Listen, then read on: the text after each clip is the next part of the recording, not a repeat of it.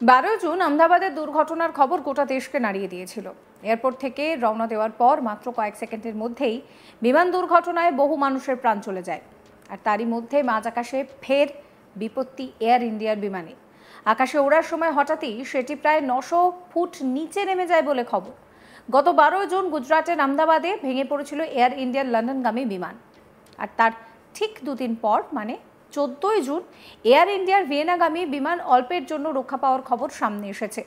14 June দিল্লির Indira Gandhi international বিমানবন্দর থেকে এয়ার ইন্ডিয়ার একটি বিমান ভিয়েনার উদ্দেশ্যে রওনা দিয়েছিল।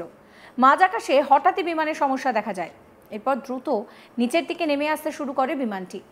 প্রায় আকাশ থেকে 900 ফুট নিচে নেমে যায় বিমান।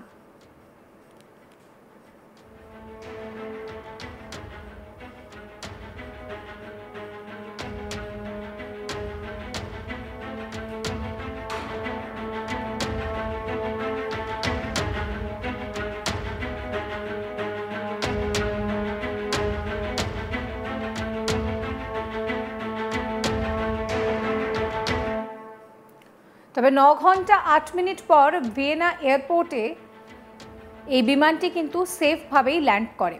টেক অফের কিছুক্ষণ পর নিয়ন্ত্রণ হারিয়ে ফেলেছিল বলে জানা গিয়েছে। এই ঘটনার পর এয়ার ইন্ডিয়ার তরফে ডিজিসিএকে পুরো বিষয়টা জানানো হয়। বিমানের রেকর্ডস থেকে তথ্য সংগ্রহের পাশাপাশি ঘটনার তদন্তও শুরু করে তারা।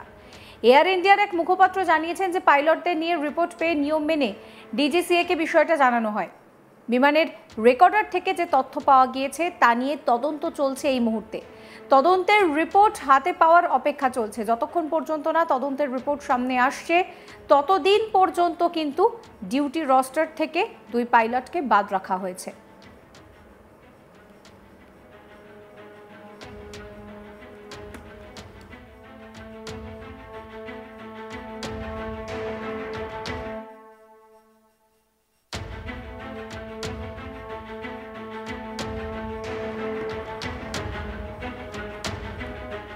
এই ঘটনায় ফের প্রশ্নের মুখে পড়েছে এয়ার ইন্ডিয়ার বিমান কর্তৃপক্ষ। আহমেদাবাদের পর এই বিমান দুর্ঘটনাকে কেন্দ্র করে কিন্তু চাঞ্চল্য ছড়িয়েছে। যদি সত্যি বিমানটা ওই রকম বড় দুর্ঘটনার কবলে পড়তো সেক্ষেত্রে বহু যাত্রীর আবারও প্রাণ যেতে পারত। প্রসঙ্গত 12 জুন আহমেদাবাদের দুর্ঘটনার খবর গোটা দেশকে নাড়িয়ে দেয়। এয়ারপোর্ট থেকে রওনা দেওয়ার মাত্র কয়েক সেকেন্ডের মধ্যেই এয়ার ইন্ডিয়ার এই বিমান দুর্ঘটনায় প্রচুর মানুষের মৃত্যু হয়। দুর্ঘটনায় মৃত্যু হয় অন্তত 275 জনের। মর্মান্তিক এই দুর্ঘটনার পরই প্রশ্ন উঠছে কেন এই ঘটনা ঘটল, এই ঘটনার দায় কার? কোথাও গিয়ে কি তাহলে গোটা ঘটনার নেপথ্যে নাশকতাও থাকতে পারে? তবে এই সমস্ত সম্ভাবনাকে কোনো মতেই উড়িয়ে দিচ্ছে না কেন্দ্রীয় সরকার। প্রথম যখন এই দুর্ঘটনা ঘটে তখন মনে হয়েছিল এটা নিছকই দুর্ঘটনা। কেন্দ্রীয় অসামরিক বিমান পরিবহন মন্ত্রকের প্রতিমন্ত্রী মুরলীধরের কথায় নাশকতার তথ্য কিন্তু সামনে এসেছে।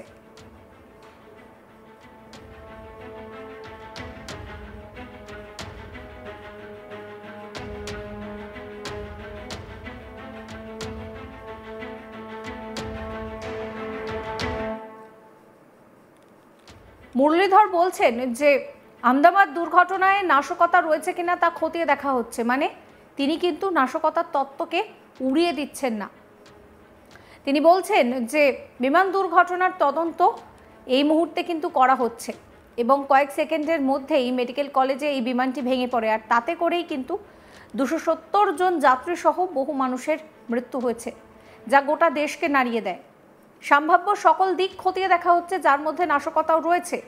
সূত্র বলছে যে মুরলী মোহন বলেছেন যে এটা একটা দুঃখজনক ঘটনা। এয়ারক্রাফট অ্যাক্সিডেন্ট ইনভেস্টিগেশন ব্যুরো পুরো ঘটনার তদন্ত করছে। সব দিক খতিয়ে দেখা হচ্ছে। যদি কোনো রকম কোনো অন্তর্ঘাতের সম্ভাবনা থাকে সেটাও খতিয়ে দেখা হচ্ছে। সিসিটিভি ফুটেজ খতিয়ে দেখা হচ্ছে। অনেক এজেন্সিও রয়েছে এর পিছনে।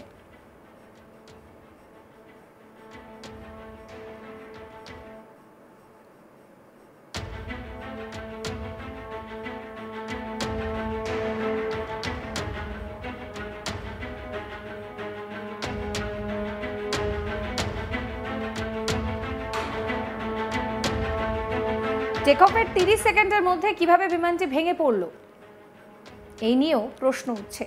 ড্রিমলাইনার এয়ারবাস উড়ানের জন্য যথেষ্ট নিরাপদ।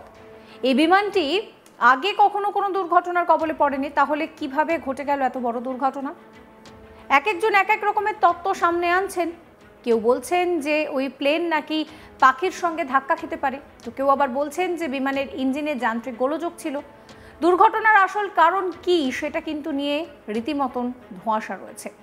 সূত্র মারফত জানা গিয়েছে যে প্রায় 12 বছর বয়সী এই ড্রিম লাইনারটি 2023 সালের জুন মাসে রক্ষণাবেক্ষণের পরীক্ষা করা হয়েছিল, মানে সব ঠিকঠাক রয়েছে কিনা বিমানে সেটা পরীক্ষা করে দেখা হয়েছিল।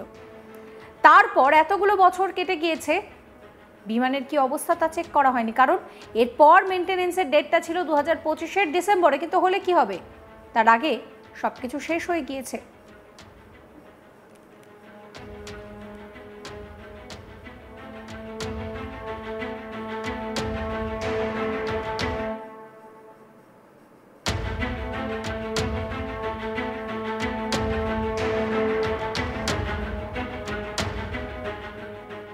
এই মর্মান্তিক দুর্ঘটনায় 270 জনের মৃত্যু হয়। এই মুহূর্তে দাঁড়িয়ে 241 জন যাত্রী, তারা যাত্রী ছিলেন, বাকি ক্রু মেম্বাররা ছিলেন। বিমানে থাকা একমাত্র একজন ব্রিটিশ নাগরিক যিনি প্রাণে বেঁচে গিয়েছেন। এই বিমান দুর্ঘটনা রীতিমতন গোটা দেশকে নাড়িয়ে দিয়েছে। এই দুর্ঘটনা যথেষ্ট ভয়াবহ ছিল। ঘটনার দিন বিমানটি মেঘানী নগরের একটি মেডিকেল হোস্টেলে সেখানে ভেঙে পড়ে, আর তারপর দাউ দাউ করে আগুন জ্বলে ওঠে। সেই সঙ্গে ওই মেডিকেল হোস্টেলটিও পুরো পুড়ে যায়।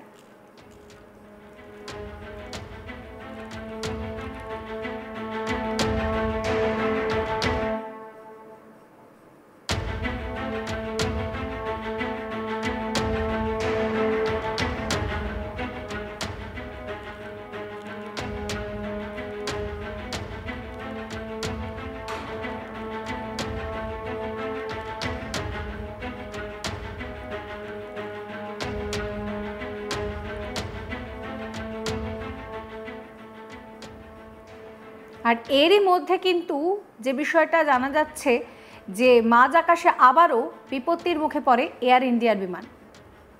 আকাশে ওড়ার সময় হঠাৎই সেটি প্রায় 900 ফুট নিচে নেমে যায়।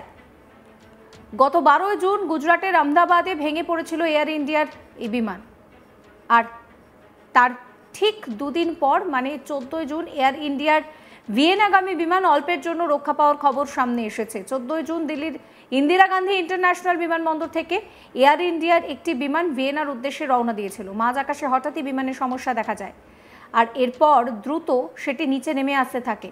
প্রায় আকাশ থেকে 900 ফুট নিচে নেমে আসে বিমান। তবে 9 ঘন্টা 8 মিনিটের এই বিমান কিন্তু পরে সেফভাবেই ল্যান্ড করে। সমস্ত খবরের আপডেটের জন্য আপনাদের নজর থাকুক আজ তাক বাংলায়। চ্যানেলটিকে সাবস্ক্রাইব করবেন, নোটিফিকেশন পেতে বেল আইকনে ক্লিক করবেন, ফলো করতে ভুলবেন না আজ তাক বাংলার হোয়াটসঅ্যাপ চ্যানেলও।